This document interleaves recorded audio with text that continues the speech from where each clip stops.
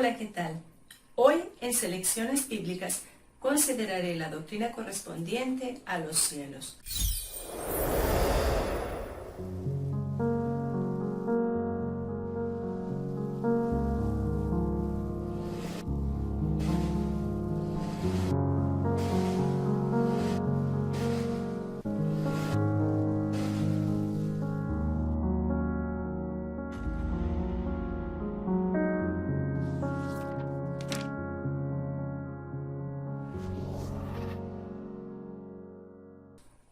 Soy Yafeli Cabaña de Galindo y ruego a Dios que pueda añadir a tu vida bendiciones y nuevos conocimientos con la presentación de este video.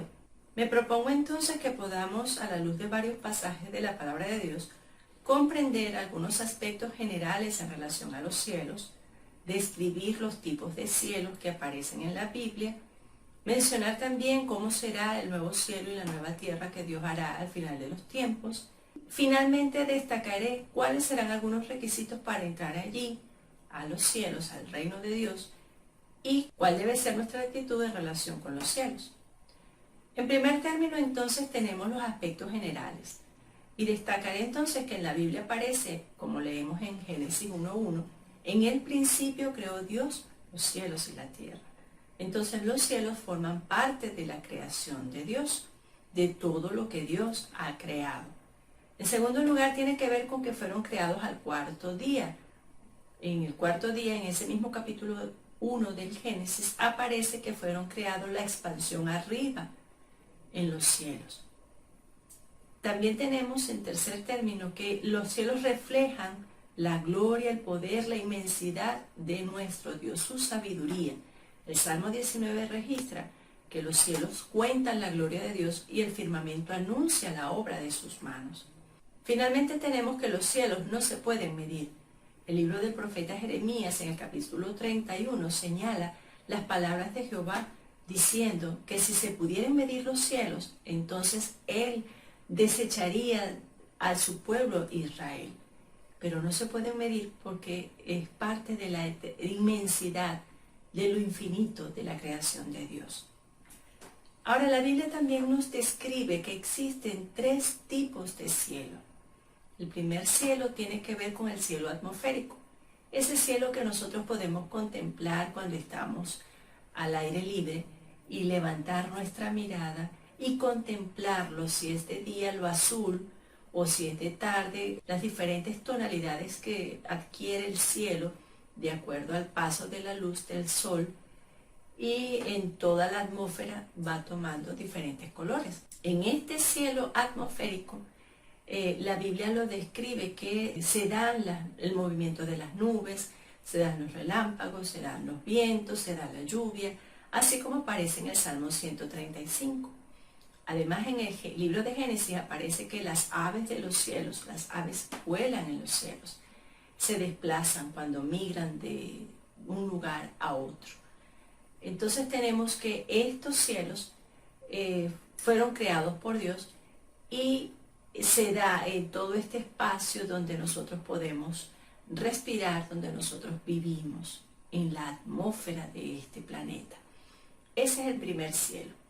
Tristemente, en este cielo, luego de la caída del hombre, luego que él pecó contra Dios, perdió su lugar de privilegio como corona de la creación, entonces Dios le cedió parte de la potestad de este cielo y de esta tierra, porque entonces en este cielo se da el ataque, la lucha del enemigo de Dios contra sus redimidos, así como Pablo lo registró en su carta a los Efesios en el capítulo 6, que no tenemos lucha contra sangre y carne, sino contra huestes espirituales de maldad en las regiones celestes, es decir, en todo este ámbito, en esta esfera en la cual nosotros vivimos, hay una lucha espiritual.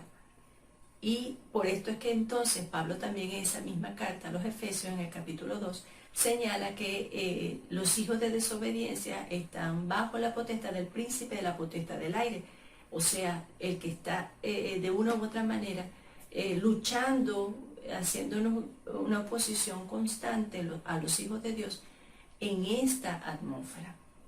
Por eso es que entonces el Señor Jesucristo, allá en el Evangelio según Mateo, dejó registrado que este cielo y esta tierra van a pasar, van a ser destruidos, que no va a pasar su palabra, ni una jota, ni una tilde de su ley, va a pasar, sino que se va a cumplir.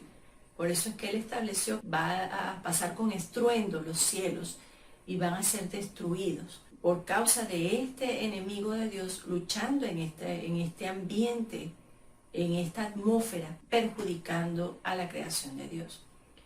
Pedro también en su segunda carta dejó registrado esta realidad. En el capítulo 3 se puede leer que los elementos ardiendo se fundirían y en los cielos pasarían con estruendo y serían quemados, serían fundidos cada uno de los elementos que forman parte de esta creación, de lo que está en los cielos y en la tierra. El segundo cielo descrito tiene que ver con el cielo sideral, es decir, el que pasa o traspasa a esta atmósfera, donde se mueven los planetas, las estrellas, los cometas, que pasan a nuestros límites del ojo humano.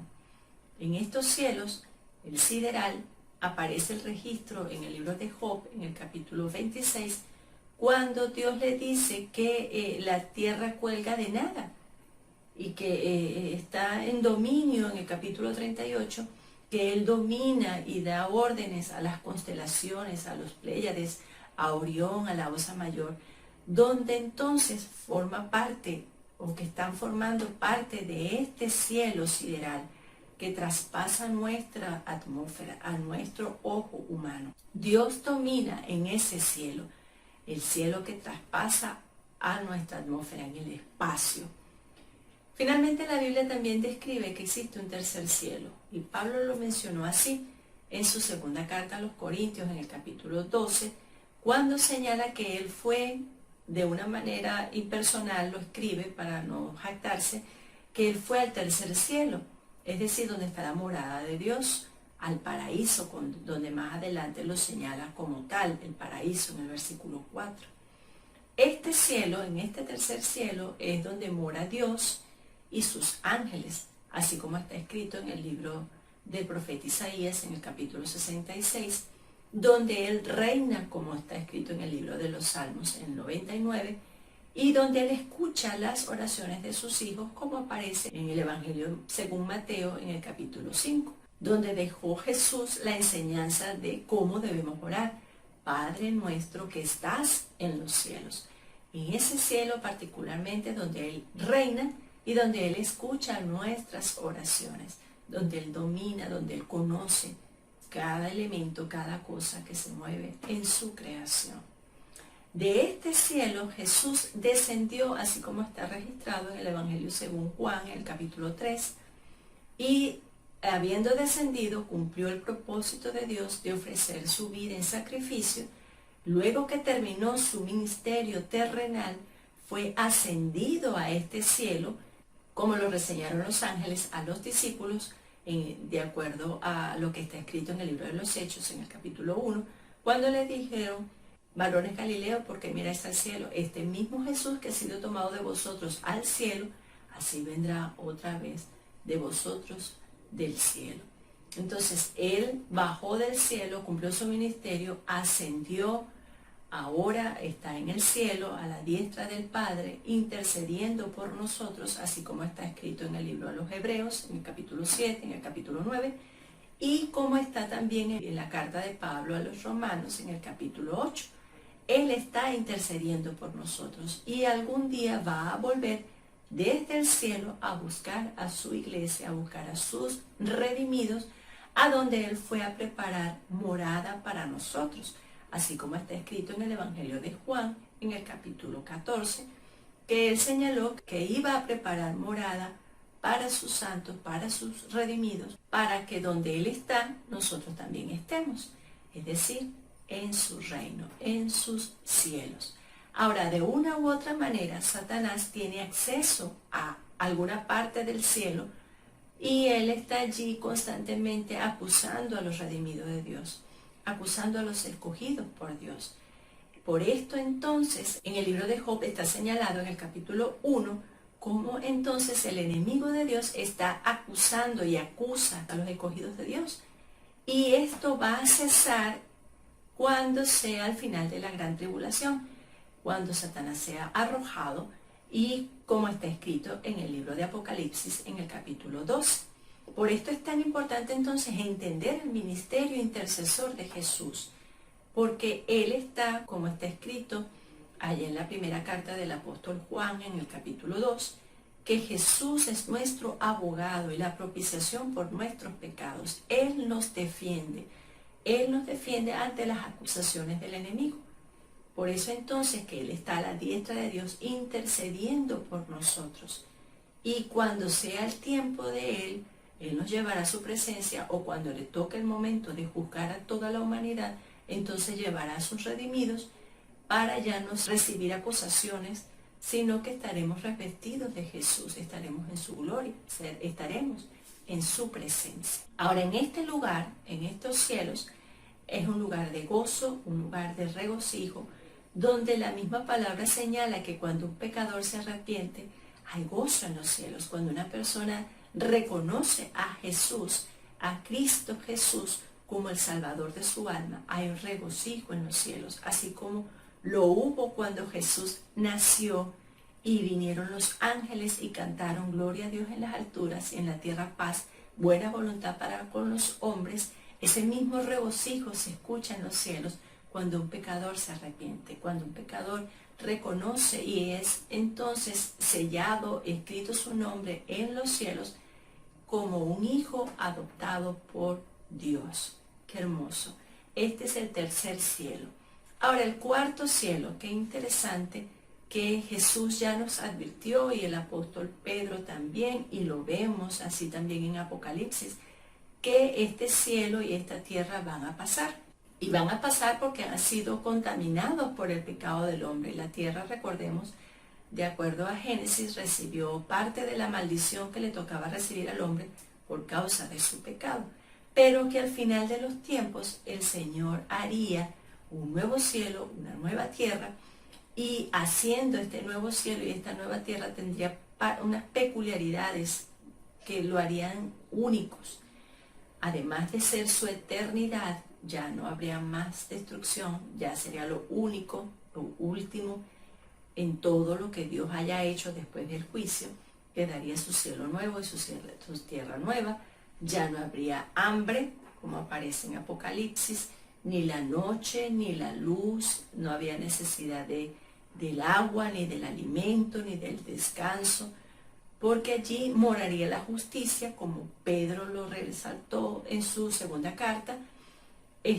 Alabaríamos a Dios eternamente, serviríamos a Dios como está escrito en el libro de Apocalipsis. En fin, no habría más dolor, ni tristeza, ni muerte, como aparece en el libro del profeta Isaías en el capítulo 65. No habría más muerte, como está escrito en el Evangelio según Lucas en el capítulo 20 y en el libro de Apocalipsis en el capítulo 21, versículo 4. Al ser una nueva creación, no habrían más personas injustas ni malvadas, así como aparece en el capítulo 22 de Apocalipsis, sino que estaríamos los redimidos por Dios, los inscritos en el libro de la vida, y ahí estaríamos eternamente con Dios, adorándole, alabándole, donde habría armonía, unidad, propósito, paz. Ese es el nuevo cielo y la nueva tierra, que sería una prolongación en un sentido del cielo donde mora Dios, pero aquí en la tierra, habiendo hecho todo una vez más, nuevo y para siempre. Ahora, ¿cuáles serán las condiciones para poder entrar en el reino de los cielos? Así como una persona puede aspirar a ingresar a una casa de estudio o a un empleo, tiene que estar inscrito en alguna nómina, en alguna lista de registros de inscripción. De igual manera, para poder entrar en el reino de los cielos, tiene que nuestros nombres estar inscritos en los cielos, así como lo registró Lucas en su Evangelio en el capítulo 10. Para poder entonces estar inscrito en ese libro, hay que cumplir los requisitos previos dados por el Señor, así como está registrado en el Evangelio según Juan, en el capítulo 3, cuando se lo dijo a Nicodemo que era necesario nacer de nuevo, nacer de agua y del Espíritu, para poder ver y poder entrar en el reino de los cielos.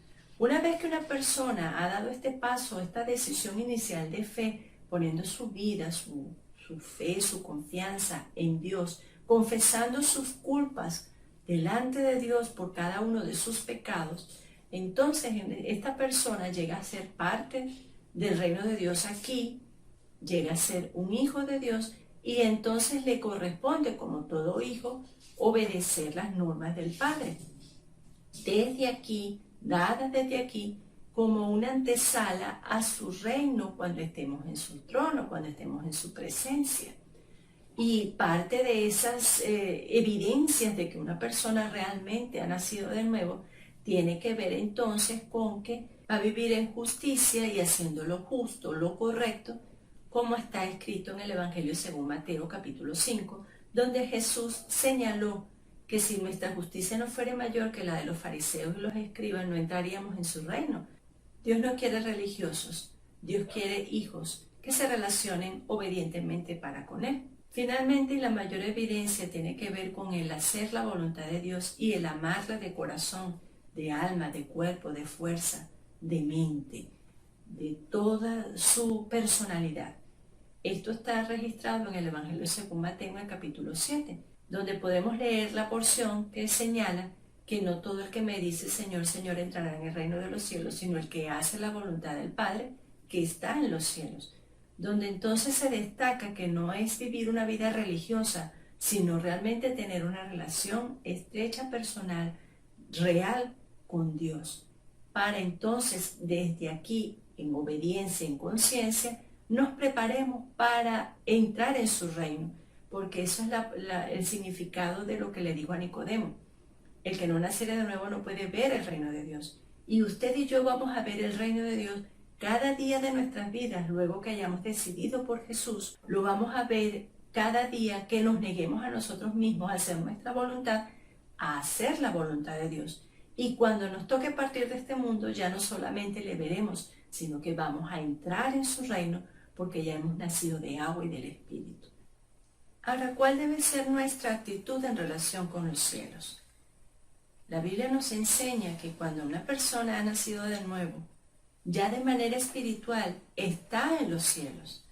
Fíjense cómo en el autor a los Hebreos, en el capítulo 12, señala que cuando una persona ha creído a Jesús, ha aceptado su disciplina, la disciplina de Dios, ese proceso de formación del carácter a la forma de Cristo, entonces el autor señala que nos hemos acercado al monte de Sión, a la Nueva Jerusalén, a la congregación de millares de ángeles, de otros redimidos. Nos hemos acercado a Jesús, al mediador, a Jesucristo, al Padre.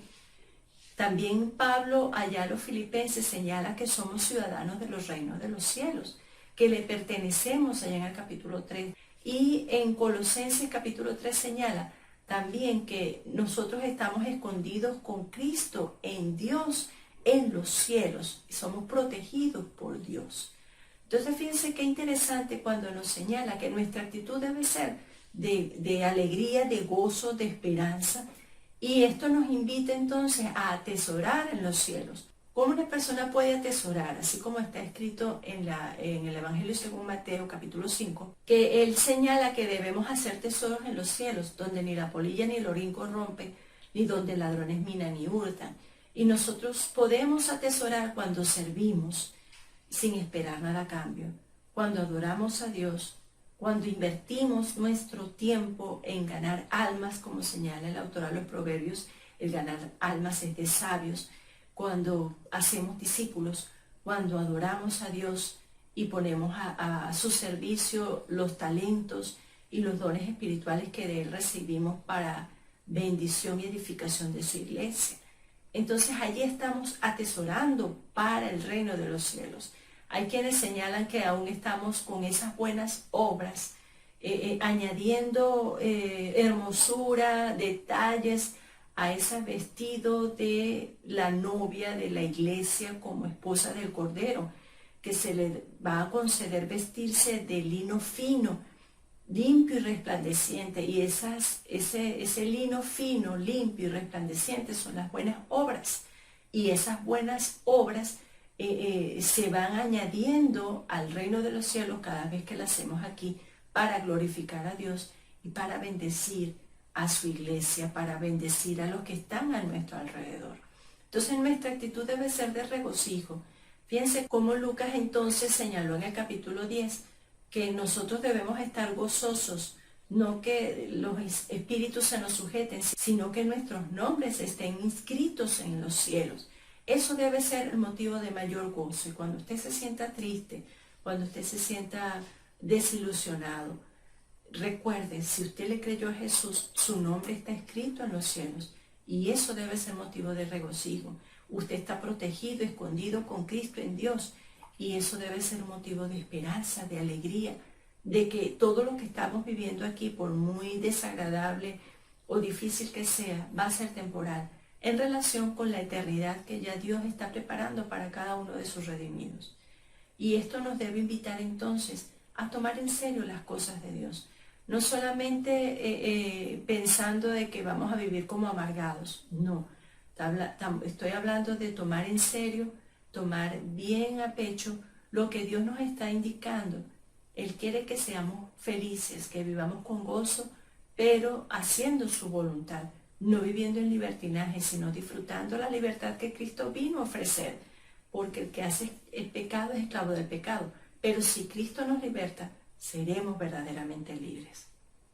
Por eso es que te invito a que podamos orar, pedirle a Dios primeramente, si aún no le has creído a Jesús, no has entregado, no has tomado una decisión por Jesucristo, que tú puedas hacerlo hoy, que no le des más larga, que puedas tú tener un encuentro con Él y confesar tus pecados y pedirle a Él que escriba tu nombre allá en los cielos. Y si ya le creíste, pues tú puedas unirte a su causa y predicar a Jesús para que sean más los que le crean y haya más gozo en los cielos cuando los pecadores se arrepientan de sus pecados. Vamos a orar. Dios Todopoderoso, en nombre de Jesús, te ruego que perdones mis pecados, que me limpies de toda iniquidad, que me laves de toda mi maldad y que seas tú salvando mi alma, que tú escondas mi vida con Jesús en ti, la protejas y que de manera espiritual siempre esté en tu reino y que cuando me toque partir tenga esa seguridad, esa confianza de que voy a llegar a tu gloria, que voy a estar en tu presencia. Gracias por perdonarme, gracias por inscribir mi nombre en tu libro y te ruego me ayudes a ser un hijo, una hija obediente, que proclame tu nombre sin pena, sin vergüenza, sino con gozo, con esperanza, que no me avergüence de ti delante de los hombres, para que tú no te avergüences de mí delante del Padre. En el nombre de Jesús, amén y amén. Si este video aportó bendiciones y nuevos conocimientos a tu vida, yo te invito a darle un like, a compartirlo y a dejar tu comentario. Si aún no te has suscrito, también te invito a hacerlo y activar la campana para que tengas las notificaciones cada vez que suba un nuevo video. Dejo en la parte de abajo de este video algunos enlaces de mi página web donde encontrarás literatura y material de discipulado que puede servirte en tu crecimiento espiritual. También dejo otros enlaces donde puedes conseguir algunos libros que he escrito y si deseas también los puedes adquirir. Es mi oración. Que Dios te bendiga.